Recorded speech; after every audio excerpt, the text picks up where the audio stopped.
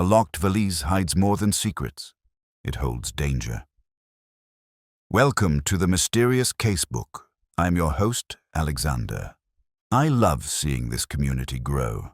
Tell me where you're tuning in from today. Hearing from you all makes this journey even more special. Let's begin. The afternoon train from London slowed to a sighing halt at St. Mary Mead's little station. A thin autumn mist clung to the air, softening the outlines of the cottages and hedgerows. Villagers bustled about, greeting returning relatives, collecting parcels, and sharing snippets of gossip. Among the chatter and the hiss of steam, an object sat conspicuously alone on the platform, a leather valise, locked, its brass clasps catching the dying sunlight. No one seemed to claim it. The porter, Mr. Jenkins, frowned as he passed, muttering about careless travelers. Yet, for all his grumbles, he didn't pick it up. There was something odd in the way it had been placed neatly, almost deliberately, a wooden bench beneath the station clock. Miss Marple, who had taken the short walk to the station in order to collect a letter, paused. She noted the valise's immaculate condition, far too pristine for ordinary travel. The initials stamped into the leather, HL, were unfamiliar to her, and she knew, with the certainty that comes from a lifetime of quiet observation, that none of the disembarking passengers had left it behind. It had been waiting there before the train even arrived. "Strange thing, that," said Mrs. Price Ridley, clutching her parcels as she leaned near Miss Marple. "Abandoned luggage, right when we've had all those burglaries in the neighboring village. Mark my words, there's mischief in it." Miss Marple smiled politely, though her eyes lingered on the valise. Her instinct told her that the mystery was not one of common burglary. The porter fetched the local constable, a young man with the kind of brisk confidence youth allows. He rapped the case with his knuckles, then announced he would keep it safe until claimed. The crowd dispersed reluctantly, everyone whispering their theories as they went.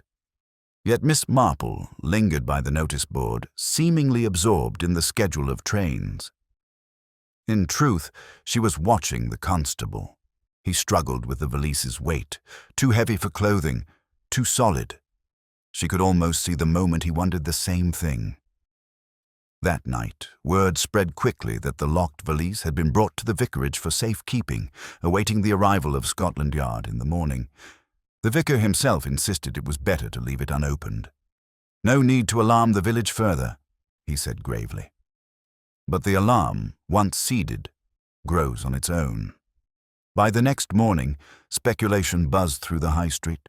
Who was HL? Why leave such a thing unattended?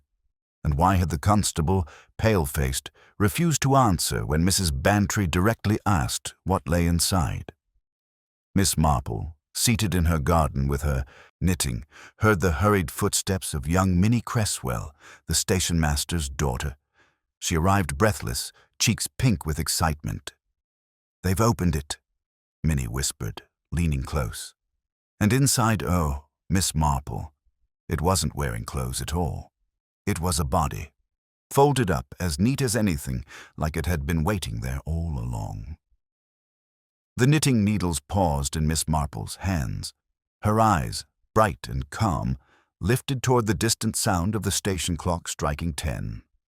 The crime had arrived quietly at St. Mary Mead, carried not by train but locked inside a valise no one had dared to touch.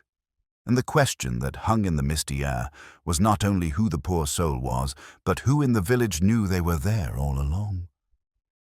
The next morning dawned bright but brittle, the kind of autumn morning that made the air sharp and every leaf seem edged with gold. Yet in St. Mary Mead, the beauty of the day was not the subject on everyone's lips. News of the dreadful discovery had already trickled through every lane and hedgerow, and the villagers carried it with them like an extra parcel beneath their arms. At the greengrocer's shop, where baskets of turnips and glossy apples were displayed outside the door, the talk flowed thick as honey. Mrs. Price Ridley, who prided herself on never missing the first whiff of scandal, was already inside, whispering fiercely to Mrs. Bantry over a stack of cabbage. "They say it was a man," she declared with relish. middle-aged by the look of him. Some London fellows mixed up in shady business, no doubt. Heaven help us, leaving him stuffed into a valise like a pair of winter coats. Mrs. Bantry, never one to be left behind in speculation, leaned closer. London, you think? I heard otherwise. Minnie Cresswell swears she overheard her father say there was something local about him. She wouldn't say what, but I know the look of a secret when I hear one. At that moment, the little bell above the door chimed. Miss Marple entered, leaning lightly on her parasol, her expression mild and kindly. She greeted them both with her customary warmth, pausing only to admire the apples in the bin by the counter. "I always say," she remarked softly, "a good apple can tell you much about its orchard. A spot on the skin may seem small, but left unattended, it can rot the whole basket." The women exchanged glances, uncertain whether she spoke of apples or of the dreadful affair. Miss Marple gave no further explanation. Instead, she asked after Mrs. Bantry's roses and whether the grocer had any of the early damsons left. Her voice was light, her manner harmless. Yet, even as she spoke of ordinary things, her ears caught every whispered word that passed between the other shoppers. Mr. Harris, the butcher's assistant, declared confidently that the poor fellow must have been a foreigner. "No one in St. Mary Mead owns a valise so fine," he said with authority, as though he handled leather goods daily. "It'll be smugglers or spies, you mark me." "That's nonsense," countered Miss Hartnell, adjusting her gloves sharply. "Smugglers? In St. Mary Mead? Ridiculous. It's more likely he was one of those traveling salesmen always nosing about. I never trusted them. Too much smiling by half." Miss Marple observed it all quietly, her pale blue eyes attentive, though her expression never betrayed what she thought. Gossip, she knew, was much like her knitting. It twisted this way and that, creating patterns one might not notice at first, but in the end, every strand had its place. The most curious remark came from Mr. Jenkins, the porter, who had stepped in for a pound of carrots. He spoke gruffly, but there was a troubled note beneath his words. "I could swear," he muttered, "that the valise was already there when I came to the platform yesterday. But I looked twice, I did, and I didn't see anyone leave it. It was just there, like it had been waiting. And if you ask me, that's the strangest part of all." Miss Marple did not correct him, though she recalled quite clearly that he had been busy helping Mrs. Bartlett with her parcels at the time. People, she thought, so often remembered events in ways that suited their peace of mind, rather than the facts themselves. Still, his words tucked themselves neatly away in her memory. The bell chimed again, and in came Constable Green, his uniform brushed to a shine and his expression unusually grave. The shop fell into a hush, as though everyone feared he might name the murderer on the spot. Instead, he bought a small bag of potatoes and cleared his throat. "Best if folks keep their imaginations in check," he said firmly. "It's an unfortunate business, yes, but the yard will have it sorted soon enough. No cause for alarm." "Alarm!" Mrs. Price Ridley exclaimed, her voice rising. "How can you say that, with a body hidden in our very midst? Why, it might be one of us next, folded up like last week's laundry." The constable flushed but held his ground. "The man wasn't local," he said, almost too quickly. "That much I can tell you. Nothing for honest villagers to worry about." Miss Marple, who had been selecting carrots with delicate precision, glanced up at this statement. Nothing for honest villagers to worry about, indeed. That was precisely the sort of reassurance that suggested the opposite. She knew well enough that fear made people careless, and in their carelessness, truths might slip out. As she stepped out into the cool air, her basket on her arm, Miss Marple allowed herself a moment of reflection. The villagers' gossip was, as always, full of invention, yet within their chatter there were threads of something real. She could already begin to see them weaving into a pattern.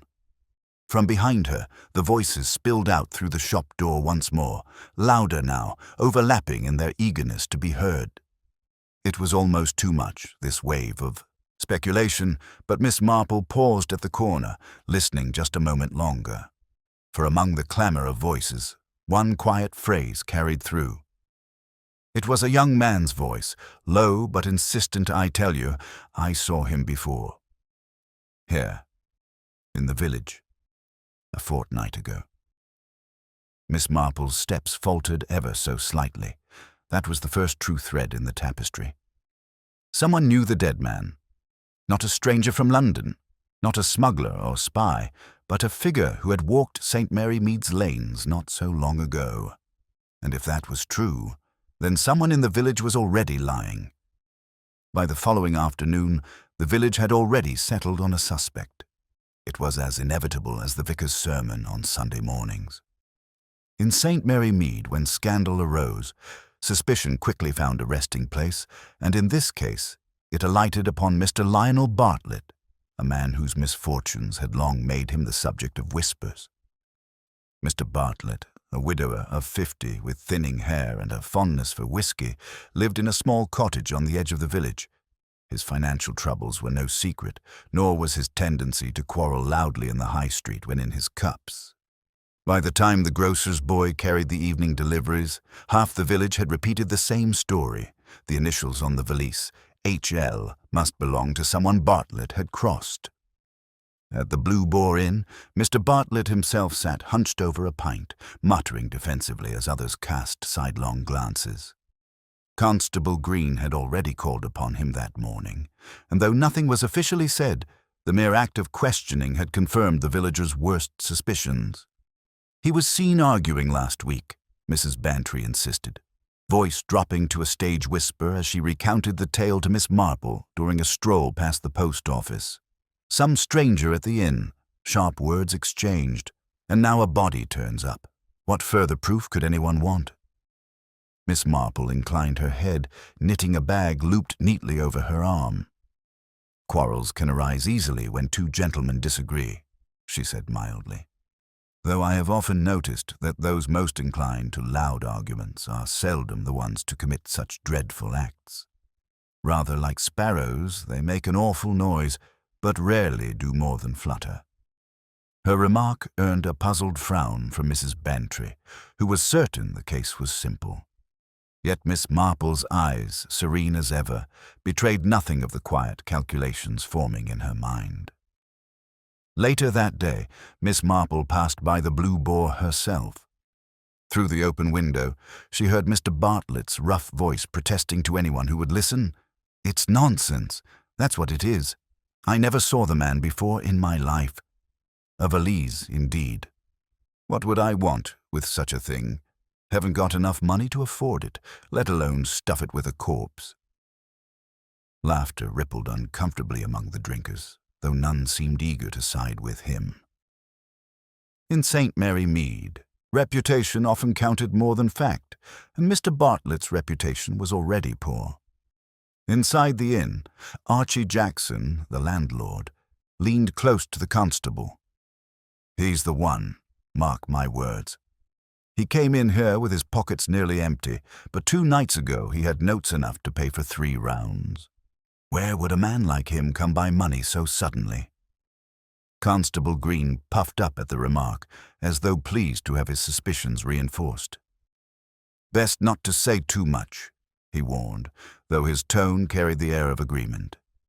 "Still, the yard will want to know, and they'll take a hard look at Bartlett, you may be sure." Miss Marple, seated in a quiet corner with a cup of tea, raised her brows slightly. Money appeared suddenly in the hands of many desperate people. That was the sort of detail that made neighbors whisper. But she thought of Bartlett's blustering denials, his red-rimmed eyes, and the tremor in his hand as he lifted his glass. Guilt had a look to it, she often reflected, but so too did fear. And Mr. Bartlett looked afraid, but not in the way of a man who had been killed. More in the way of a man who knew he might be accused unjustly and lacked the cleverness to defend himself. On her walk home, she stopped by the vicarage gate, where she found young Minnie Cresswell again, her face pale with the thrill of secrets. "They say," Minnie whispered, that the man in the valise had a ticket for St. Mary Mead in his pocket. The yard men found it when they searched him. Why would a stranger have a ticket to our little village, unless he was meeting someone here? Miss Marple smiled gently at the girl, though inwardly her thoughts sharpened. A man traveling deliberately to St. Mary Mead, only to end up locked away in a suitcase, suggested a purpose. And if Bartlett had truly quarreled with him, as so many claimed, it was convenient evidence indeed. Convenient things, however, rarely told the whole story.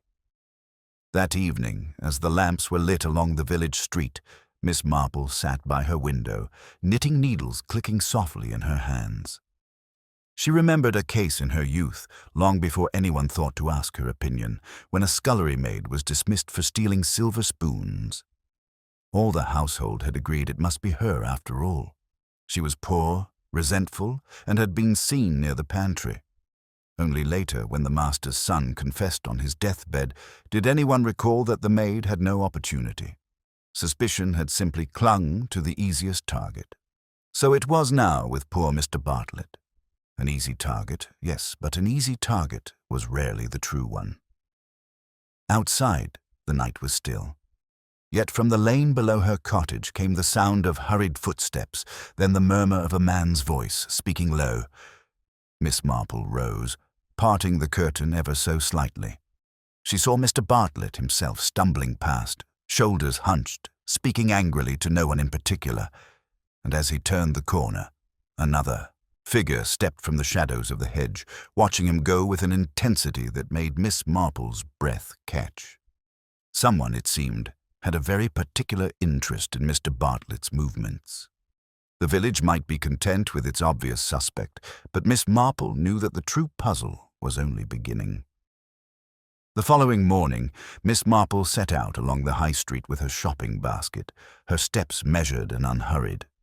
Though her expression was mild as ever, her mind worked with the brisk precision of her knitting needles. The village seemed determined to believe Mr. Bartlett was guilty, yet something very small kept tugging at her thoughts. At the station, where the valise had first been found, life had already resumed its rhythm. The porter swept leaves from the platform, while a group of school children giggled on their way to class. To the casual observer, it might have appeared that the dreadful business of the previous days had already slipped into the realm of rumor. But Miss Marple knew that the truth of a crime often lingered in the quietest of corners. She paused by the bench beneath the clock, where the valise had sat. Nothing marked the place now, save for a scuff on the wooden slats. She bent slightly, her fingers brushing the wood, and noticed what others had overlooked, a faint smear of wax. Pale, whitish, and clinging stubbornly to the grain. Odd, she murmured to herself. Not candle wax, surely. A harder sort, more like sealing wax. The sort one might use on letters or packages. Her observation was interrupted by the arrival of Constable Green, striding along with the purposeful air of a man certain he was doing all that was required. "Ah, Miss Marple," he said, tugging at his cap. "I'd not linger here if I were you. Unpleasant memories for the village." Miss Marple smiled gently. "It does seem curious, does it not, how objects are placed? A valise here, as neat as if waiting for an appointment. One can't help but wonder at the little signs it leaves behind." The constable glanced uncertainly at her, as though unsure whether she spoke in riddles. "The yard will see to it," he said briskly. "We've had enough with Bartlett's quarrel and sudden spending. Strong motive, that."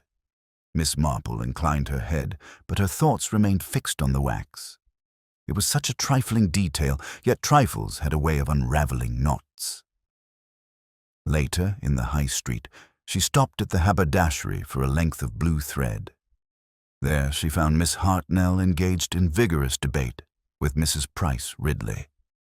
"I tell you," Miss Hartnell was saying, "the man must have been a commercial traveler.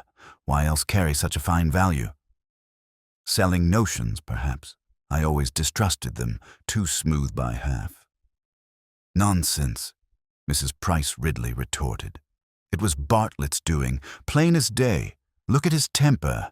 Besides, the initials HL could stand for Henry Lionel, couldn't they? And Lionel Bartlett's name. Is Lionel Henry? I dare say. Perhaps he swapped them around to confuse us. Miss Marple intervened gently. I believe Mr. Bartlett's middle name is George, not Henry. One must be careful with initials. They tell tales, but not always the right ones. Her correction left Mrs. Price Ridley momentarily flustered, and Miss Marple moved on with quiet satisfaction. Gossip, she thought, had a way of reshaping facts to suit the story one wished to tell. Yet facts, when pinned down firmly, revealed their own patterns. That afternoon, Miss Marple called upon the vicar's wife, Mrs. Clement, who had been at the station when the valise was discovered. Over tea, Miss Marple asked, as if in passing, what Mrs. Clement had observed. Oh, it was dreadful, the vicar's wife said, shuddering. To think such a thing could happen here. I recall distinctly that the case looked untouched, you know, as though no one had handled it. Except, she frowned, knitting her brows. Except there was a sort of faint mark near the clasp. A smudge, perhaps. At the time, I thought nothing of it. Miss Marple nodded, her eyes brightening. A smudge, yes. Not unlike wax, perhaps. Mrs. Clement looked surprised. Why, yes, it could have been. How very observant of you, Miss Marple. The older lady smiled, stirring her tea with quiet deliberation. She thought of the sealing wax again. Such things were not common in every household, but certain people still used them, whether for habit or affectation. It was, she felt, the sort of clue that pointed not toward the obvious, but toward someone who took great care with appearances. As she walked home later, the lamps just beginning to glow against the encroaching dusk, Miss Marple reflected on the smallness of the clue. To most, a smear of wax would seem like nothing at all. Yet she remembered clearly a young cousin of hers years ago who used sealing wax on every letter he wrote. When suspicion once fell on him for losing an account book, it was the faint red traces of wax on a drawer handle that proved he had opened something he swore he had not. At her gate, Miss Marple paused, gazing thoughtfully down the lane. The village, she knew, was watching Mr. Bartlett, weighing his guilt in their minds like a foregone conclusion. But the smear of wax told her another story no one else had noticed. And as she stepped inside, a sharp rap sounded on her door. Standing there was Minnie Cresswell, cheeks flushed, eyes wide with fear. "They've arrested Mr. Bartlett, Miss Marple," she whispered, "and he swears he's innocent, but I think I've seen someone else with that same value before." Miss Marple's hand stilled on the doorknob. The overlooked detail had begun to open a very different door indeed. The following day, the village of St. Mary Mead was alive with whispers and hurried steps. The arrest of Lionel Bartlett had electrified every drawing room and kitchen. Housewives paused mid-baking to discuss it, gardeners leaned on spades to speculate, and at the post office there was a line not merely for letters, but for news. Yet while the majority busied themselves with reinforcing Bartlett's guilt, Miss Marple chose instead to listen. It was, she found, always more fruitful to listen than to speak. She began her morning with a visit to Mrs. Bantry, who, as she expected, was brimming with fresh morsels of information. "Inspector Graves from the yard was here before breakfast," Mrs. Bantry confided, her eyes shining with the thrill of importance. "Imagine, at my very door, he asked if I had seen Bartlett quarreling with any stranger lately. I told him about the time at the Blue Boar, of course. The whole village heard it, though I must say I only caught fragments. Still, quarrels are telling, are they not?" Miss Marple smiled faintly. "Sometimes telling, yes. Though in my experience, quarrels often conceal more than they reveal. People rarely argue over the thing that truly lies between them." Mrs. Bantry looked puzzled, but Miss Marple offered no further elaboration. She simply thanked her friend for the tea and went on her way. At the churchyard, she encountered Miss Hartnell, who was adjusting the flowers on her family's graves. She was muttering darkly about the scandal. "It will ruin the village's reputation," she declared when she saw Miss Marple. "A murder in St. Mary Mead, and with Bartlett at the center of it no less. He was always a bad lot. It is only fitting he should be caught at last." Miss Marple tilted her head. "And yet, my dear, fittingness is not the same as truth. I recall a young man in a neighboring parish who was forever suspected of petty thefts. He was blamed when the verger's watch went missing, and it was years before anyone discovered it had simply slipped behind a pew. The poor boy never recovered his good name." Miss Hartnell pursed her lips, unwilling to yield her certainty, and Miss Marple moved on, her knitting bag swinging gently at her side. By midday she had reached the vicarage, where Mrs. Clement greeted her eagerly. "Do come in, Miss Marple. Such a business. Inspector Graves has been here, asking the vicar all manner of questions. They say Bartlett cannot account for his time on the very night the poor man must have died." Miss Marple sat and sipped her tea, her expression thoughtful. And did the inspector ask whether anyone else had seen a stranger in the village before? A tall man, perhaps, or one who kept to himself? Mrs. Clement hesitated. "Well, now you mention it, Minnie Cresswell did say she saw a man loitering near the station a fortnight ago. She told her father, but he dismissed it as one of the salesmen passing through. Still, Minnie insists it was the same face she glimpsed yesterday in the photograph the police carried." Miss Marple nodded slowly. A fortnight ago, Minnie had said the same to her. If the man had indeed been seen in the village before, then his death was no random misfortune.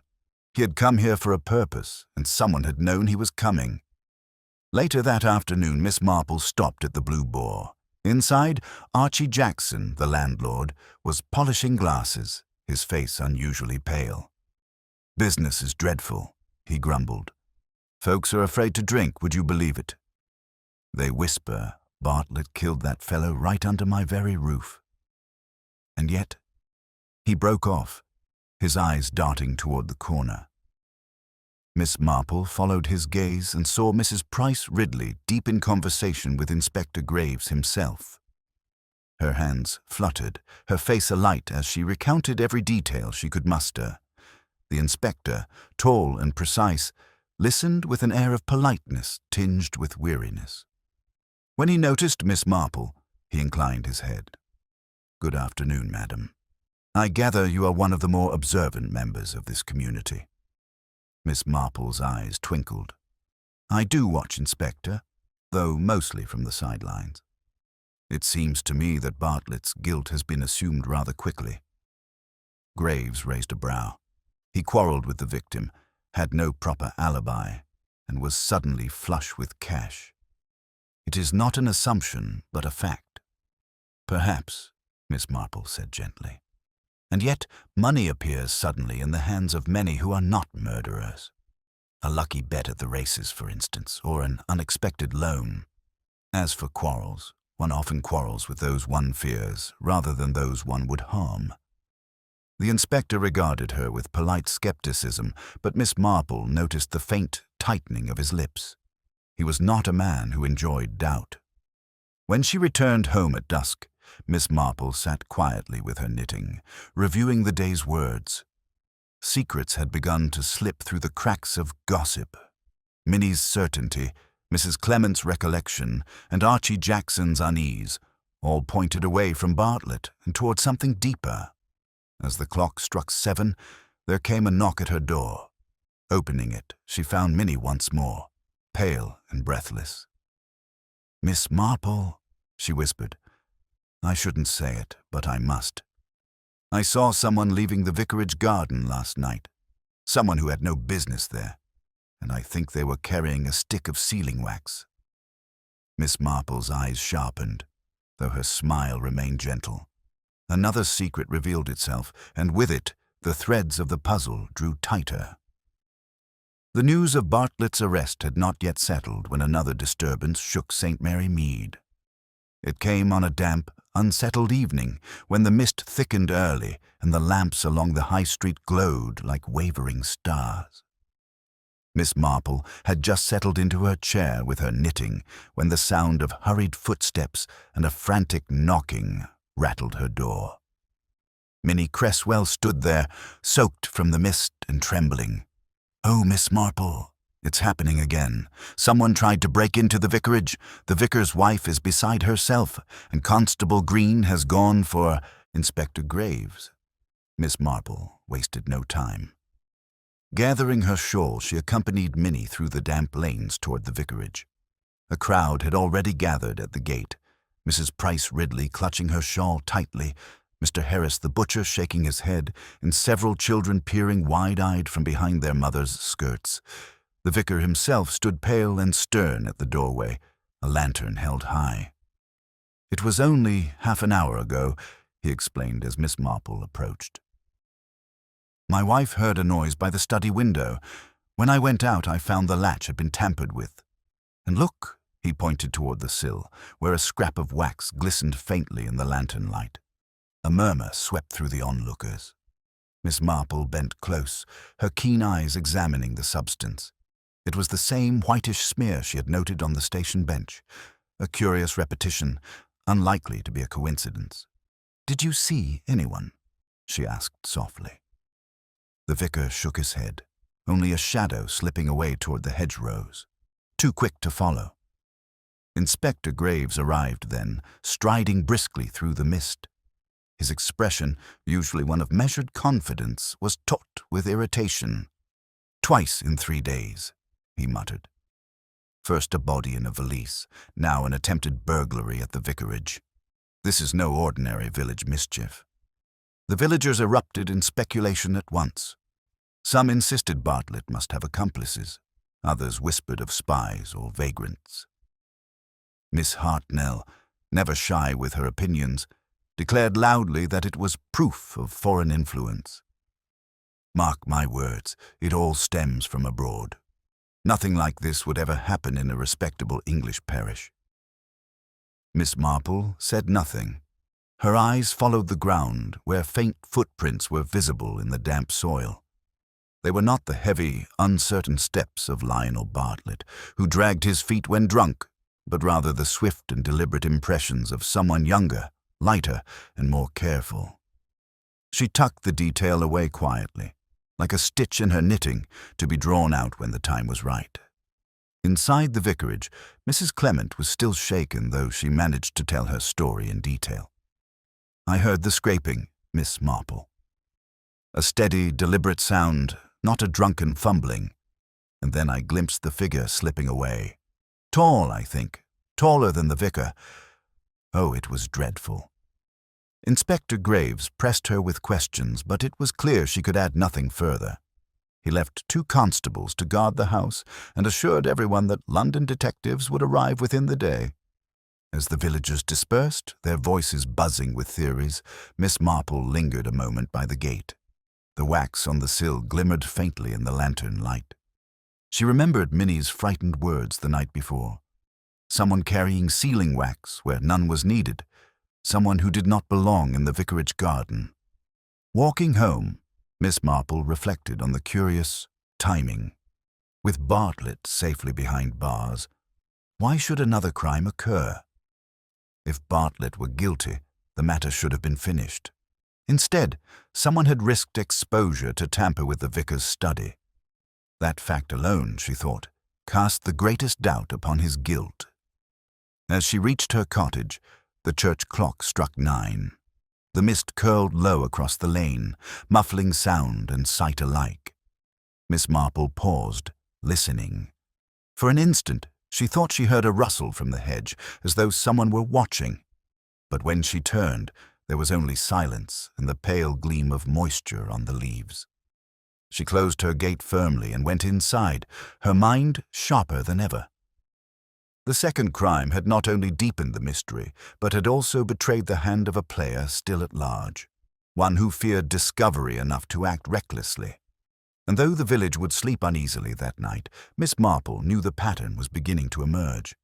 It was not yet complete, but the stitches were aligning. She sat down once more with her knitting, and as the needles clicked, she murmured quietly to herself, If Bartlett is innocent, and I believe he is, then someone is working very hard indeed to make sure the truth remains locked away. At that very moment, a cry rang out from down the lane, a man's voice, sharp with alarm. The sound carried through the mist, startlingly close. Miss Marple set her knitting aside, rose quickly, and moved toward the door. Another crime had begun to unfold. The cry that had pierced the mist still echoed in Miss Marple's ears as she stepped swiftly into the lane. Several doors had opened along the row of cottages, and lanterns bobbed uncertainly in the fog. The voice had come from somewhere near the Blue Boar, and villagers were already hurrying in that direction, their words overlapping in fearful speculation. Miss Marple, though moving at a measured pace, reached the inn sooner than most. There, under the lantern by the door, stood Archie Jackson, the landlord, his face pale and his hands shaking. At his feet lay a broken bottle, its contents seeping into the mud. "It was nothing," he stammered, though his eyes told a different story. "I thought I saw someone lurking in the yard, that's all. Gave me a fright." "Someone, Mr. Jackson?" Miss Marple asked softly, her voice so calm that it steadied him more than all the villagers clamoring. He swallowed hard. "A shadow. Tall, quick. I came out to empty the bottles, and there he was by the side gate. When I shouted, he bolted. Inspector Graves soon arrived, stern and impatient, waving the onlookers back. No panic, please. No harm done." Yet his jaw tightened as he glanced at Miss Marple, another prowler in the mist. The same one, I dare say, who tried the vicarage window. Miss Marple said nothing, but her eyes lingered on Archie Jackson. He was too shaken for a man who claimed to have seen only a shadow. There was fear there. Yes, but also something that looked rather like recognition. The following morning, she set about her quiet work of knitting together the threads of conversation. At the grocer's, she remarked lightly to Mrs. Price Ridley how dreadful it must have been for poor Mr. Jackson to be startled. "Startled?" Mrs. Price Ridley exclaimed. "Why, he nearly fainted." "And for what? A bit of fog in his own imagination, I'll wager. Still, he's been keeping odd hours lately. Lights on in the inn when all the customers have gone. My cousin passed by late one night and swore she heard voices inside. Not the usual drinking songs either, more like low, urgent talking." At the post office, Miss Marple found Miss Hartnell equally eager to contribute. "Archie Jackson," she sniffed. "A decent landlord, perhaps, but too many secrets for my liking, and always so keen to offer information to the constable. Too keen, I should say. Makes one wonder what he's trying to hide." Miss Marple listened with her habitual patience, nodding gently. Gossip, she knew, could be wild and fanciful, but hidden within it were often fragments of truth, and more often than not, the speaker revealed as much about themselves as about the subject in question. That afternoon she ventured again to the Blue Boar, taking a seat by the window with her customary cup of weak tea. Archie Jackson greeted her politely, though his eyes darted toward the door more than once. Miss Marple, seemingly absorbed in adjusting her shawl, observed every flicker of unease. "How very unsettling it must be for you, Mr. Jackson," she remarked gently, "to have shadows at your door. I recall once, in my own girlhood, a neighbor who claimed to see a figure at her window every night. It turned out to be no burglar at all, but her own reflection caught by the lamplight." Jackson forced a laugh, though it rang hollow. "Well, perhaps it was my imagination too, Miss Marple. A trick of the mist, that's all." Miss Marple's eyes softened, though her mind sharpened. "Perhaps," she said, "though sometimes shadows appear only when there is something solid behind them." Her words hung in the air, and she noticed the faint tremor in Jackson's hand as he wiped the counter. He muttered something about the late delivery of barrels and excused himself, but not before casting a glance toward the cellar door at the back of the inn. When Miss Marple rose to leave, she passed a small group of villagers whispering outside. One of them, young Tom Ellery, spoke just loudly enough to be heard. "I saw him as a dead man, I mean. He came here, to the Blue Boar, about 2 weeks ago. Sat in that very corner where Miss Marple was. He looked nervous, like he was waiting for someone, and the pooch was gone. The others hushed him quickly, but Miss Marple had heard enough. The dead man had been in St. Mary Mead before, and he had come to the Blue Boar. Archie Jackson had seen him, perhaps had even spoken to him. That evening, as she returned to her cottage, Miss Marple paused at the gate. The mist was lifting, revealing the rooftops against the pale sky. In her mind, the pieces shifted, the pattern slowly emerging. The second crime, the shadow at the inn, and the sealing wax were each a stitch in the fabric of truth. But there was still more to uncover, and she knew just how to proceed. A few gentle remarks and a question posed with feigned innocence, and the guilty would begin to reveal themselves. For people, Miss Marple reflected, so often betrayed their secrets not under the glare of interrogation, but under the warmth of casual conversation, and she was very good at conversation. The mist cleared the next morning, leaving the village sharp-edged under a pale autumn sun. To the casual eye, St. Mary Mead looked as peaceful as ever, with chimneys puffing smoke, children scurrying to lessons, and shopkeepers arranging their wares. But beneath the surface, unease hummed like a taut string. The body in the valise, the arrest of Lionel Bartlett, the attempted break-in at the vicarage, and now Archie Jackson's frightened cry, these things pressed upon every conversation, twisting them with suspicion. Miss Marple, never one to let suspicion run wild unchecked, set about her day with deliberate calm. She knew that when people believed danger lurked near, they grew careless in what they said. And careless words, she had found, were often more revealing than careful ones. She began at the post office, where Mrs. Price Ridley held court as if she were queen of scandal. "I have it on the strongest authority," Mrs. Price Ridley declared, "that the dead man carried foreign coins in his pocket." "What could that mean except spies? Our whole countryside is overrun with them. I shouldn't wonder." Miss Marple smiled mildly. "Foreign coins? That is curious. I recall once finding an Italian penny in my change at a London shop. The grocer explained he had been paid with it by a tourist. Such coins travel far, you know, quite without their owners." Mrs. Price Ridley frowned, displeased to have her drama softened, and changed the subject. But Miss Marple had noted the invention of strong authority. Such phrases are often disguised mere guesswork. Next, she visited the greengrocer's, where she found young Tom Ellery stacking apples. He flushed when Miss Marple greeted him, glancing about as though afraid of being overheard. "You said you saw the dead man at the Blue Boar," Miss Marple said gently, as though discussing nothing more serious than the weather. Tom hesitated. "I did, ma'am." He was sitting in the corner, looking like he was waiting for someone. Nervous, tapping his fingers. When Archie came over, the man quieted.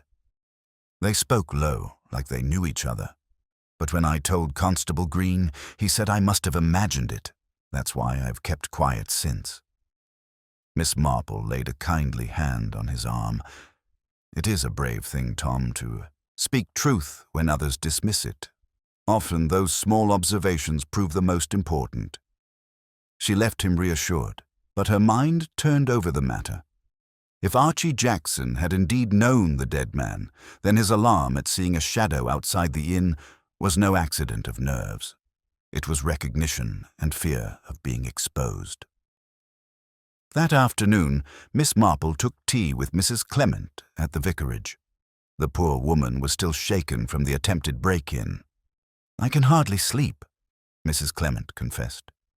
"Every creak of the house seems like an intruder, and the vicar worries that his study papers were the target. But what could anyone want with parish ledgers?" Miss Marple stirred her tea thoughtfully.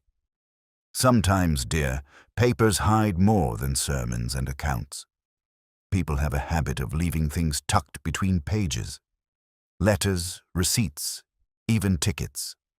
I once knew a maid who hid her sweetheart's photograph in a hymn book. certain no one would ever open it there. It is remarkable how often secrets rest in the most innocent places. Mrs. Clement's eyes widened. Why, now you mention it, the vicar did say a drawer had been disturbed, but nothing was taken so far as he could tell. Miss Marple smiled, her mind tucking the fact away. Disturbed, but not robbed. Sometimes searching was itself the purpose. As dusk approached, she wandered toward the Blue Boar once more, her shawl wrapped snugly. Archie Jackson was outside, hauling barrels, his movements stiff. She stopped a moment, greeting him pleasantly. "I was thinking," she said conversationally, "how very unsettling it must be for you, Archie, having strangers come and go at your inn. Why, one never quite knows whom one is entertaining. I recall a gentleman who once took lodgings at a seaside house where I stayed. He seemed respectable, but later it was discovered he was wanted for fraud in Birmingham." Archie's face paled, and the barrel slipped slightly in his grip. "Well, customers are customers, Miss Marple. I don't ask questions so long as they pay." "Quite right," she said sweetly. "Though sometimes questions ask themselves. Do they not? A man who taps his fingers anxiously and who lowers his voice when the landlord approaches that sort of behavior does invite curiosity." His eyes darted toward her sharply before he looked away, muttering something about the supper hour. Miss Marple smiled to herself as she walked on. She had dropped her pebble into the pond. Now she must wait for the ripples. That evening, sitting by her fire, Miss Marple considered the storm gathering in her quiet village. Bartlett sat in custody, protesting his innocence. Archie Jackson trembled in the shadows. Sealing wax appeared where it ought not, and someone had searched the vicar's study for something worth hiding. The pattern was there, faint but forming. And soon, she knew, the guilty would betray themselves not under force, but under the gentle weight of their own secrets. Just then, a knock came at her door. When she opened it, Minnie Cresswell stood again, her face pale and urgent. "Miss Marple," she whispered, "I found something in the churchyard. You must come quickly before anyone else sees." Miss Marple reached for her shawl at once. The storm had begun in earnest. The churchyard lay hushed beneath the moonlight, its crooked stones casting long, uneven shadows across the damp grass. Minnie Cresswell led the way, her lantern swinging nervously in her hand. Miss Marple followed at a steady pace, her shawl pulled close, her expression calm despite the late hour. She had walked these paths countless times, but tonight the air carried an edge of secrecy, as though the graves themselves were listening. Minnie stopped suddenly near the old yew tree. "Here," she whispered, kneeling to point at a patch of disturbed earth beside one of the leaning stones. "I was cutting across on my way home when I noticed it. Someone's been digging. Not deep, but enough to hide something." Miss Marple bent slowly, her eyes sharp in the lamplight. The soil was freshly turned, the grass clumps laid hastily back in place. She touched the ground lightly with her gloved fingers, feeling the dampness. "Yes," she murmured. "Quite recent." With Minnie's help, she pulled away the loose earth. Within moments, a small parcel emerged, wrapped tightly in brown paper and bound with string. The paper was creased, the corners worn, but intact. What caught Miss Marple's eye, however, was the faint smear of wax sealing the knot, a pale wax identical to the traces she had seen at the station bench and the vicarage window. Minnie gasped. "Shall we open it?" Miss Marple shook her head gently. "Best not, my dear. The inspector will need to see it first. But let us carry it carefully." They returned by the narrow lane, the parcel clutched securely. When they reached the vicarage, Miss Marple sent Minnie to fetch Inspector Graves, while she waited in the study with the package set upon the desk. She examined it closely without disturbing the string. The parcel was about the length of a man's forearm, weighty but not overly so. Whatever it contained, it was not clothing, Documents, perhaps, or something harder, more deliberate. Inspector Graves arrived briskly, his coat still damp from the evening air. At the sight of the package, his brows rose sharply. Found in the churchyard, you say? Good work, Miss Marple. Very good work indeed. He sliced the string neatly with his pocket knife and peeled back the paper. Inside lay a bundle of envelopes, each sealed with pale wax, and a folded ledger bound in cracked leather. Graves frowned, lifting one of the envelopes. The handwriting was elegant but firm, addressed to initials only, H.L. So, he said grimly. The dead man was not so much a stranger as he seemed. These letters were meant for him. Miss Marple leaned forward, her eyes keen, and tucked into a churchyard, of all places. Such a hiding place suggests someone both fearful and familiar with the village. It takes knowledge to choose a corner few would tread at night. Graves opened the ledger, scanning quickly. His lips thinned. Accounts, payments, names, perhaps, but coded. It will take time to untangle. Still, it proves Bartlett had reason enough. Money, secret dealings, what more do we need? Miss Marple's voice remained gentle, though her words pricked sharply. Perhaps, Inspector, but does it not strike you as strange? If Mr. Bartlett had such incriminating evidence, why would he bury it where any passer-by might stumble upon it? No, I rather think someone wished it was hidden quickly. Someone who feared discovery. Graves gave her a look of polite dismissal. Your theories are charming, madam, but the facts remain. Bartlett quarreled. Bartlett gained money, and now Bartlett's connections lie buried under our very noses. Miss Marple folded her hands serenely, offering no protest. Yet inwardly, she noted how quickly the inspector seized upon Bartlett again, eager to confirm what the village already believed. She had seen such haste before, in households and parishes, where the simplest answer soothed unease even when it was not the true one.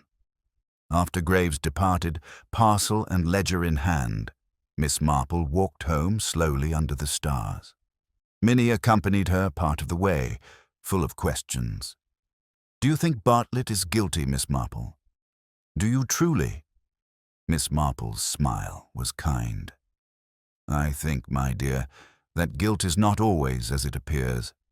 People often look at the noisiest quarrels and the weakest men and say, there lies guilt. But I have found that guilt hides itself where no one thinks to look, among the quieter corners, where shadows linger. Minnie shivered. Do you mean someone else here in the village? Miss Marple did not answer directly. She patted the girl's hand and turned her eyes to the church tower in the distance. What I mean, Minnie, is that secrets have a way of finding the light, and sometimes those who bury them are the ones most afraid of their own reflection. They parted at the crossroads, Minnie hurrying home, Miss Marple continuing at her steady pace. As she reached her cottage gate, she noticed something lying against the hedge. A small stick of pale wax dropped carelessly in the grass. She lifted it delicately, her eyes narrowing. Whoever had hidden the parcel had passed this way, and now, whether they knew it or not, they had left another thread in the puzzle for her to follow. The following morning brought a brisk wind that carried with it a sharpened sense of urgency. The church bell struck 8, and already the villagers were gathered in little knots outside shops and along the lanes, murmuring over the discovery in the churchyard. Word had flown quicker than any post. Everyone wanted to know what was hidden in the parcel, and everyone had their own theory as to who placed it there. Miss Marple walked quietly among them, pausing here and there with her pleasant greetings, while her mind worked as precisely as her knitting needles. A web of lies was spreading through St. Mary Mead, each thread fine and sticky, ensnaring both the guilty and the innocent alike. It was her task to see which threads led to the center. She began at the Blue Boar. Archie Jackson stood behind the bar, his manner brisk, but his eyes shadowed. She asked lightly after his health. Couldn't sleep, he muttered, polishing the same glass over and over. What with prowlers and parcels in churchyards, no one's easy these days. Miss Marple's tone was mild, almost conversational. Yes, very unsettling. I heard tell that the poor man in the valise had once been seen here, at this very inn. Archie stiffened, though he tried to hide it. Nonsense. Strangers pass through all the time. Can't recall every face, can I? Miss Marple smiled, serene. No, indeed. Still, one remembers a nervous man tapping his fingers, don't you think? Especially if he came with business in mind. Archie's eyes flickered before he turned away. Best not to listen to gossip, Miss Marple. It leads people astray. But gossip, Miss Marple reflected as she left the inn, had its uses. It told her not only what people said, but also how others reacted when certain things were mentioned. Archie Jackson was tangled in this web, though whether by fear or guilt, she had yet to decide. At the post office, she found Mrs. Price Ridley exchanging fervent whispers with Miss Hartnell. They say Bartlett had secret dealings, Mrs. Price Ridley declared, her voice carrying enough to reach Miss Marple's ears. The letters prove it, all addressed to H.L. Who else could that be but Henry Lionel Bartlett? Miss Marple approached gently. Dear me, I thought Mr. Bartlett's middle name was George, not Lionel. Perhaps we mustn't be too hasty with initials. They are such ambiguous things. Mrs. Price Ridley faltered, but Miss Hartnell bristled. If not Bartlett, then who? There is no other H.L. in the village. Miss Marple's eyes softened. That may be true, yet initials can refer to so many things. A place, a title, even a business. I once knew a case where M.R. did not stand for a man at all, but for the Midland Railway. The truth is often quite different from the tale people wish to tell. Their faces showed irritation at her calm contradiction, but Miss Marple moved on, content that her pebble of doubt had been dropped into their certainty. Later that afternoon, she visited Mrs. Clement at the vicarage. The poor woman looked weary, the strain of recent days etched on her face. I cannot bear it, Miss Marple, she confessed. Strangers lurking, windows tampered with, parcels buried under holy ground. It feels as though the whole village is ensnared. Miss Marple patted her hand kindly. Yes, my dear, lies have a way of weaving themselves like cobwebs, stretching across everything until truth is nearly hidden. But cobwebs, you know, glisten when the sun strikes them, and the sun always rises. Mrs. Clement gave a wan smile. Do you think the inspector will find the truth soon? I think, Miss Marple said softly, the truth will find him whether he wishes it or not. On her way home, Miss Marple passed Minnie Cresswell, who darted up to her with wide eyes. Miss Marple. I overheard Archie at the inn. He was arguing with someone in the cellar. I couldn't hear the words, but the tone was fierce, like two men fighting over something important. Miss Marple thanked her gently, her thoughts tightening. The web was drawing closer to Archie Jackson again. But who was the other voice in the cellar, and what connection had it to the wax-sealed letters buried in the churchyard? That evening, Miss Marple sat by her fire, her knitting needles clicking softly. The rhythm soothed her, even as her mind spun threads of its own. Lies, quarrels, hidden parcels, and sealing wax were each a strand in the web. The village saw Bartlett at the center, but she suspected otherwise. She was still considering when a sharp knock sounded at her door. Standing there was Inspector Graves, his expression grim. Miss Marple, he said, you may as well know it first.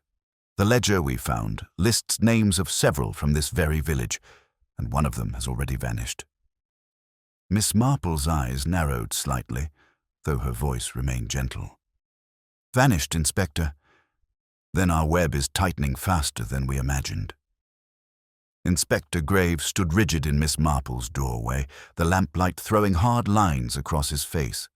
His words hung in the air with a weight that pressed the room into silence. One of the names in the ledger has disappeared from the village, he repeated. Hugh Latham. A quiet man. He kept to himself, a clerk of some kind. But gone, no word, no trace, his cottage empty, his bed unslept. Miss Marple inclined her head, her knitting needles resting in her lap. "H.L.," she murmured softly. "How very convenient." The inspector frowned. "Convenient?" "Yes," she said with mildness, though her eyes were sharp. "The valise bore those initials, and now a man with those initials vanishes, just as suspicion turns upon another. Too neat, Inspector." Neatness in crime is often a sign of deliberate arrangement, not accident. Graves shifted impatiently. "Nevertheless, we must treat him as a suspect victim. Either way, Bartlett's guilt remains clear." Miss Marple said nothing more. She had learned long ago that some men of authority clung to their conclusions as a drowning man clung to a log. But her thoughts whirred as steadily as her needles resumed their clicking.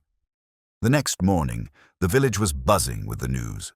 Hugh Latham's name, previously unknown to many, was now on every tongue. At the grocer's, Mrs. Price Ridley insisted she had always thought him peculiar. At the post office, Miss Hartnell declared it was typical of quiet men to harbor dangerous secrets. And at the Blue Boar, Archie Jackson muttered darkly that no good ever came of strangers renting cottages without proper introductions. Miss Marple visited the cottage herself. It stood at the far end of the lane, shutters drawn, the garden unkempt. Minnie Cresswell, curious as ever, had tagged along, carrying the air of one eager to assist in detective work. "It's dreadfully eerie," Minnie whispered as they approached the door, "like he just walked out and never looked back." Miss Marple tried the latch. It opened easily. Inside, the air smelled of dust and neglect. The furniture was plain, the shelves lined with ledgers and books. Yet something about the room struck her as too orderly, too staged. She moved slowly, her eyes searching. On the mantel lay a stick of pale sealing wax, half burnt, its end pressed flat as though used often. She lifted it gently, examining the faint flecks that had dropped onto the hearth. "So he did use wax," Minnie breathed. "Does that prove he was the one?" Miss Marple's smile was kind but enigmatic. "It proves only that he sealed things. But one must ask, my dear, why such a man would leave behind the very object that could condemn him. Carelessness or a deliberate trail. Either tells a tale." In a drawer she found scraps of paper and half-written letters. Most were innocuous notes about accounts, receipts, and sums. But one, unfinished, caught her eye. It began, "The truth must be known before it is too late," and broke off mid-sentence. Miss Marple folded it carefully and slipped it back into the drawer. She had learned the value of leaving things as they were until the proper moment. That evening she attended supper at the vicarage. Inspector Graves was present, his manner brisk, his confidence restored now that a vanished man provided an easy explanation. "Plain as daylight," he announced. Hugh Latham was involved in something nefarious. The victim in the valise could have been his associate or his enemy. Either way, Latham fled once the body was found. Bartlett may have quarreled, but the real instigator is Latham. We will track him down. The vicar nodded gravely, Mrs. Clement gasped, and the rest of the table murmured in agreement. But Miss Marple quietly buttered her bread. Her eyes lowered. When she finally spoke, it was almost to herself. "People do not vanish so easily, Inspector. Not unless they are helped or hindered." Graves frowned, but dismissed the remark. Yet Miss Marple saw the flicker of unease in Archie Jackson's eyes across the table. He had grown paler at the mention of Hugh Latham, his spoon trembling slightly in his hand.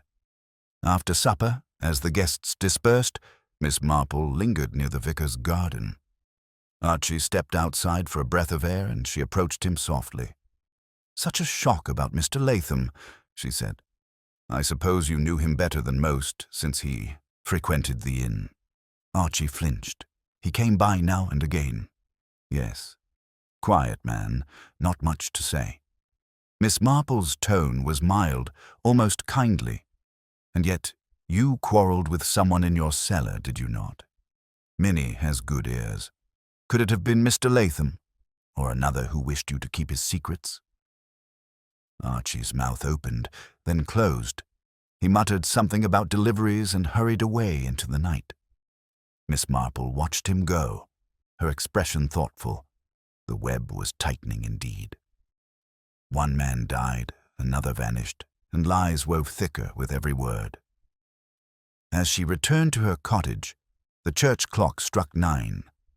From the shadows near the hedge came the faintest whisper of movement, soft steps retreating just as she turned her key in the door. She paused, listening. Someone was watching her, and whoever it was knew that she was drawing closer to the heart of the puzzle. The village awoke to a restless dawn. Though the sky was pale and clear, St. Mary Mead carried the weight of unease. Whispers drifted from doorstep to doorstep, and every glance over a shoulder seemed to ask the same unspoken question: who among them was hiding the truth? Miss Marple, however, began her morning as she always did, quietly, methodically. The kettle whistled, the knitting needles clicked, and all the while her thoughts ran sharp and steady. She had gathered many threads over the past days. The valise with its initials, the smear of sealing wax, the hidden parcel in the churchyard, Hugh Latham's sudden disappearance, and Archie Jackson's nervous tremors. Now it was time to weave them into a pattern that made sense. After breakfast, she paid a call on Mrs. Clement at the vicarage. The vicar's wife was pale and anxious, her voice trembling as she poured tea. "Inspector Graves insists that Hugh Latham is the guilty one," she said. "But I cannot rid myself of dread. What if he is still here, hiding among us? What if he means to strike again?" Miss Marple patted her hand gently. "Fear, my dear, often magnifies shadows. It is best to look at what we know rather than what we imagine. Latham may have vanished, but vanishing does not always mean escape. Sometimes it means someone has ensured silence." Mrs. Clement shivered. "Oh, Miss Marple, you make it sound worse than the inspector does." Later that day, Miss Marple walked through the high street. Archie Jackson was outside the Blue Boar, stacking barrels with a clumsiness that betrayed his agitation. Miss Marple stopped beside him, her voice light and conversational. "You must be quite exhausted, Mr. Jackson, with so many late nights. Still, I always admire a man who keeps careful records. I imagine your cellar books are as tidy as Mr. Latham's ledgers were said to be." Archie started, nearly dropping the barrel. "I don't keep ledgers," he muttered. "No need. I know my accounts well enough." Miss Marple smiled, her eyes twinkling. "How fortunate. For numbers can be the most revealing thing. Even the smallest entry can betray a secret. I once knew a grocer who tried to hide his debts by erasing them, but the faintest mark remained, plain as day." Archie turned away quickly, muttering about customers, but Miss Marple noticed the flush on his neck. From there she visited Minnie Cresswell, who was eager with more tidings. "My father says the inspector has nearly finished his business. He's certain Bartlett will be sent away for trial. But I don't believe it, Miss Marple. Not after what we found in the churchyard." Miss Marple nodded. "Your instinct serves you well, my dear. People are too ready to accept the simplest answer, yet I have always thought that guilt prefers to hide in plain sight. The louder the cry against one man, the quieter the true culprit grows." That evening, the vicarage hosted a small gathering. Inspector Graves was present, along with several of the villagers. The talk was all about Hugh Latham's disappearance. "He was always an odd fellow," Mrs. Price Ridley declared. "He kept himself shut away, never joined the choir, and never attended socials. It stands to reason he was mixed up in something dark." Miss Hartnell agreed. "Such men always are. I've said so for years. Look how he slipped away just as the truth was about to be known." Miss Marple, seated quietly by the hearth, let their words flow. At last she spoke, her tone gentle but firm. It is curious, though, is it not, that no one saw him leave? Luggage leaves marks, bedsheets leave impressions, and yet his house shows little sign of departure. One might almost think he never left at all. The room fell into uneasy silence. Inspector Graves frowned, but several villagers shifted uncomfortably. Archie Jackson's glass rattled faintly in his hand. Miss Marple continued, her voice mild as though recounting an old anecdote. I once knew a case where a man vanished in much the same way. Everyone thought he had fled until it was discovered he had been silenced by one who feared exposure. The body was found in the most ordinary of places, overlooked because no one thought to look close to home. Her words hung heavy in the air, and though she smiled sweetly, her eyes flicked from face to face, noting every twitch and glance. When she rose to leave, the inspector followed her to the door. "You sow doubt where it is not needed, Miss Marple," he said curtly. "We have enough confusion without your stories." She met his gaze calmly. "Stories, Inspector, often carry more truth than we first realize. And if you look closely, you may find that the vanished man is nearer than you think." That night, as Miss Marple settled back into her cottage, the threads of her puzzle were nearly complete. The lies had been spoken, the secrets half spilled, and the guilty had betrayed themselves in tremors and glances. Only one step remained. Soon she would draw them all together. And in that gathering, under the weight of her quiet words, the web would finally reveal its center. The following evening, the vicarage drawing room was crowded with anxious faces. Miss Marple, seated serenely near the hearth with her knitting bag at her side, had suggested to Inspector Graves that perhaps a gathering of all concerned might be useful.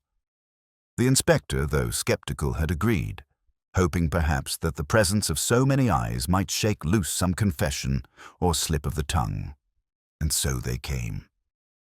Mrs. Price Ridley, eager for drama, Miss Hartnell, stiff with self-righteous certainty. Archie Jackson, pale and uneasy, his hands restless. Minnie Cresswell, bright-eyed and nervous, and several others who had been touched by the strange events of the past days. Even Lionel Bartlett, released temporarily from custody under the inspector's watchful eye, was brought in, his face haggard but his protests of innocence undimmed. The vicar and his wife hovered near the tea-table, attempting to provide an air of civility, though the tension in the room was as taut as a drawn bowstring. Inspector Graves stood sternly by the mantel, arms folded, his gaze sweeping over the assembly. Miss Marple began gently, her voice quiet but clear. "It has been a most distressing business for our little village. A man was found dead in a locked valise. Another, Hugh Latham, vanished without a trace. Secrets buried in the churchyard. And poor Mr. Bartlett was accused, though I have never believed him guilty." Bartlett gave a hoarse cry of gratitude, but the inspector silenced him with a sharp glance. Miss Marple continued, her needles clicking softly as she spoke. "You see, crimes are not so different from knitting. One drops a stitch here, pulls a thread there, and before long the pattern begins to show. I've been watching carefully, and I think I've begun to see the design." She looked around the room, her eyes mild but piercing.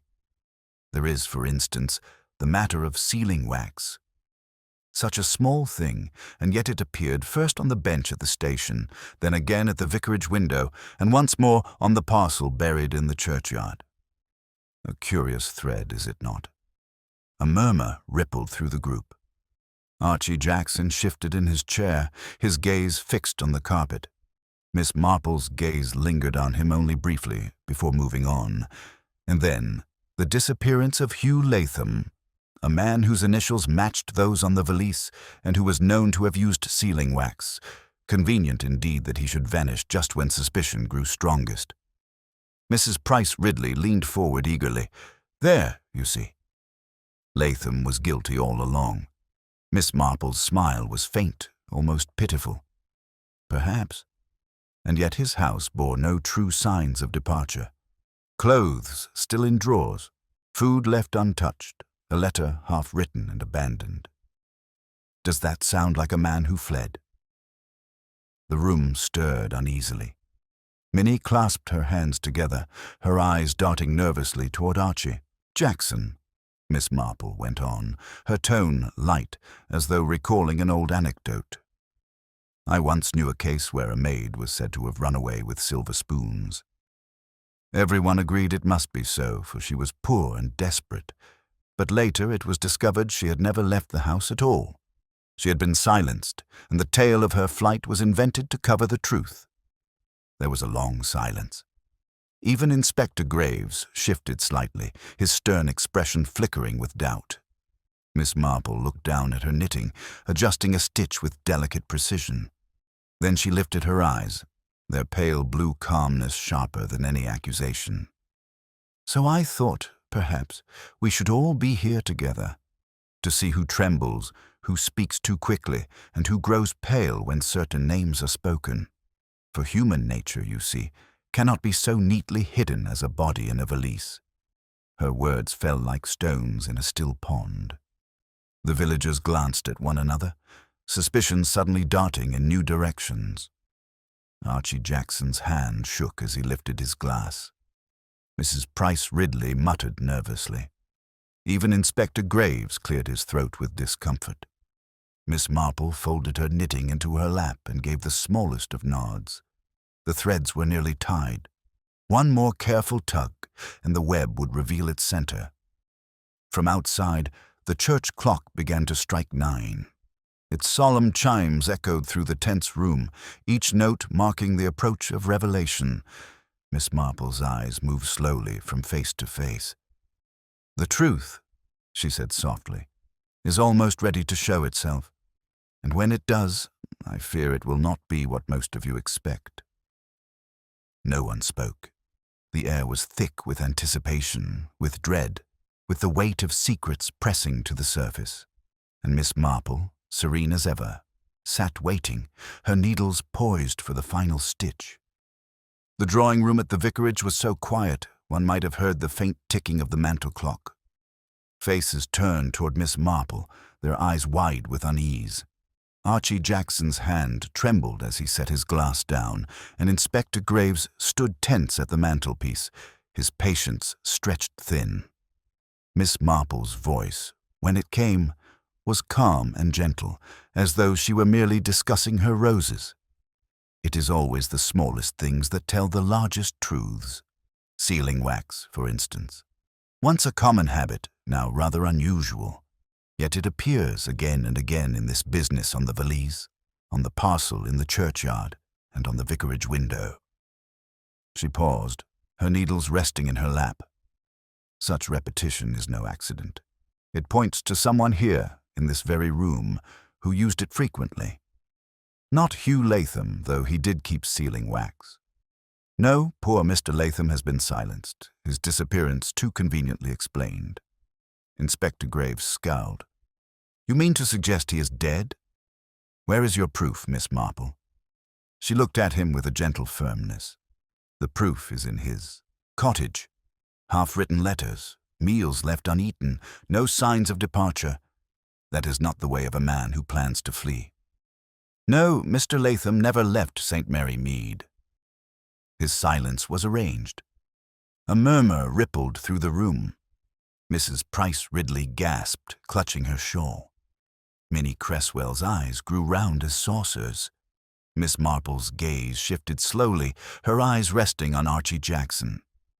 "And then there is you, Mr. Jackson, you who cried out at shadows by your inn, who trembled when the dead man's presence was mentioned, who argued in your cellar late at night. You knew the man in the valley, did you not? He came to meet you at the Blue Boar." Archie's face flushed crimson, and he opened his mouth to protest, but Miss Marple raised a hand gently. "You see, young Tom Ellery saw him." The poor man tapped his fingers nervously at a corner table, waiting for someone. "And when you approached, his anxiety grew worse, not better. You two spoke in low voices, voices that betrayed business of a darker kind." Inspector Graves' eyes snapped toward Archie. "Is this true?" Archie stammered. No, he was a stranger. I never, Miss Marple interrupted softly, her words cutting through like the click of her needles. And yet, Mr. Jackson, when the churchyard parcel was found, you turned pale as death. Because you knew what it contained. The ledger and the letters, harsh records of dealings you shared with Hugh Latham.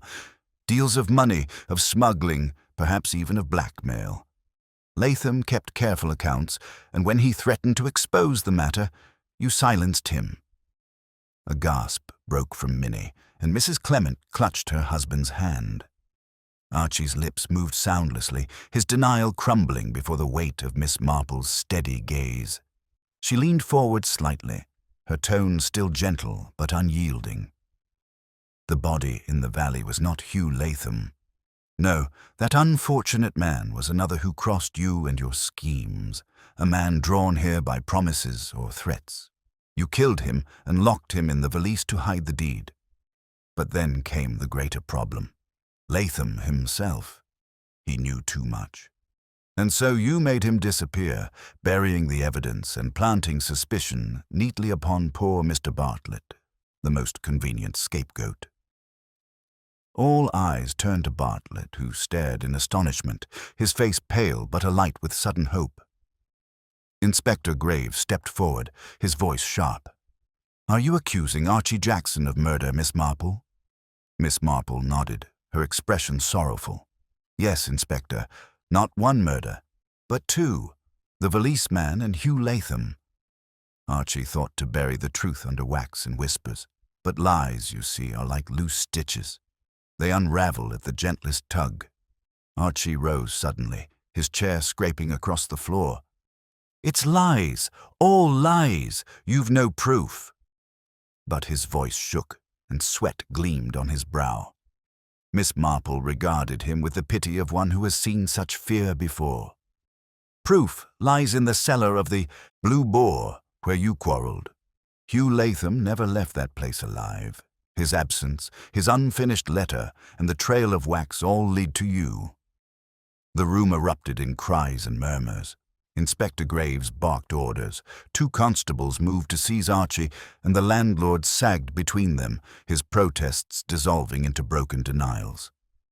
Miss Marple sat quietly, her hands folded over her knitting, her voice almost tender. "It is always the little things, you see.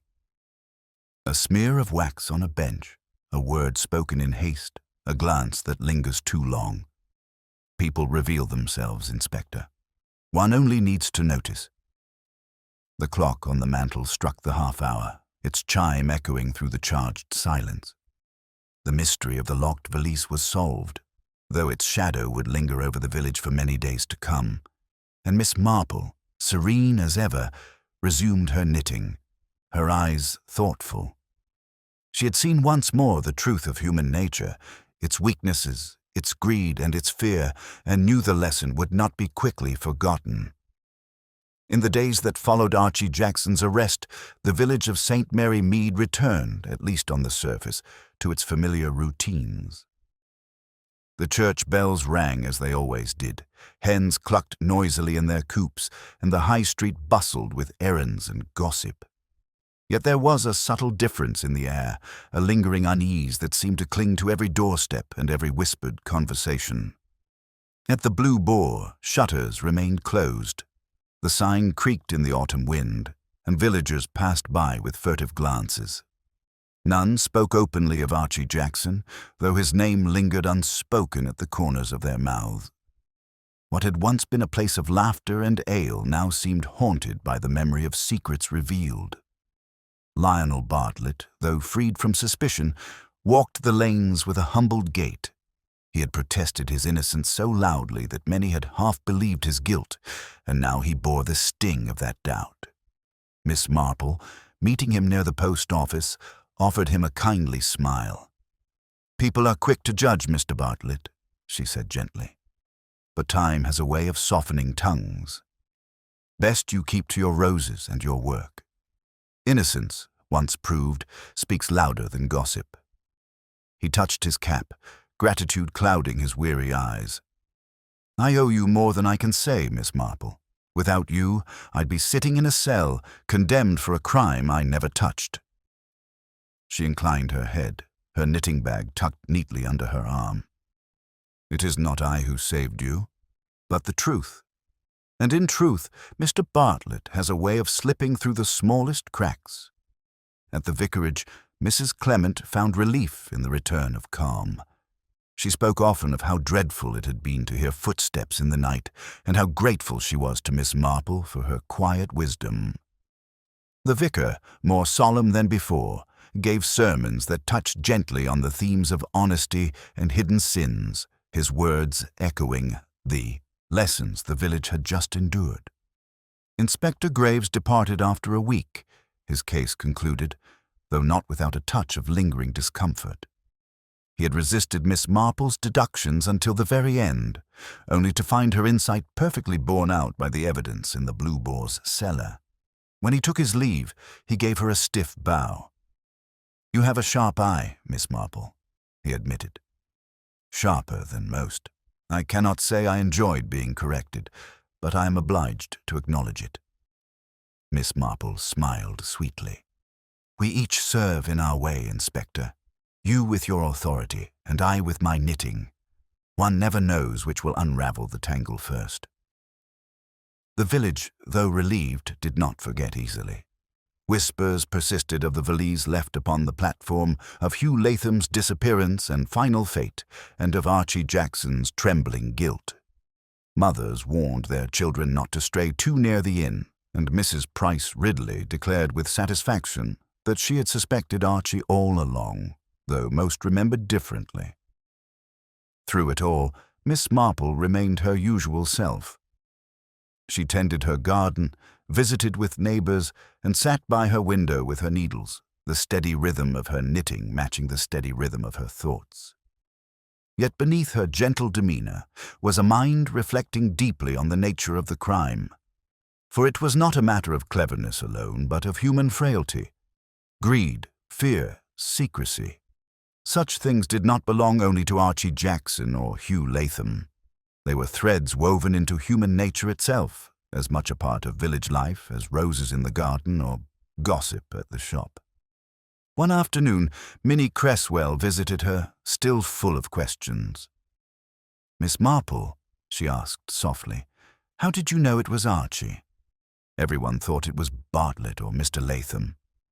Miss Marple looked up from her knitting, her smile kind. "Because, my dear, Archie Jackson looked too frightened when certain things were mentioned. Not the fear of discovery by accident, but the fear of being seen. And people who are truly innocent do not tremble in the shadows. They may grow indignant, they may grow weary, but they do not tremble." Minnie nodded slowly, her young face full of wonder. "I would like to be as clever as you one day." Miss Marple chuckled softly. "It is not cleverness, my dear. Only observation. People are very much the same everywhere.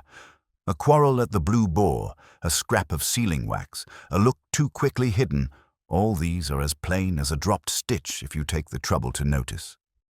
As Minnie departed, Miss Marple set aside her knitting and gazed out at the garden where the last roses of autumn were beginning to fade.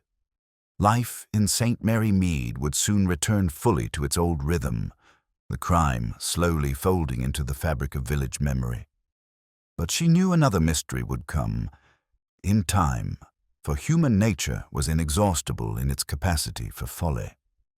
And so she sat quietly, the evening, sun casting a warm glow through her window, reflecting not on the darkness of the crime, but on the simple truth she had seen so many times before that even in the most peaceful of villages, beneath the roses and the gossip, shadows always lingered.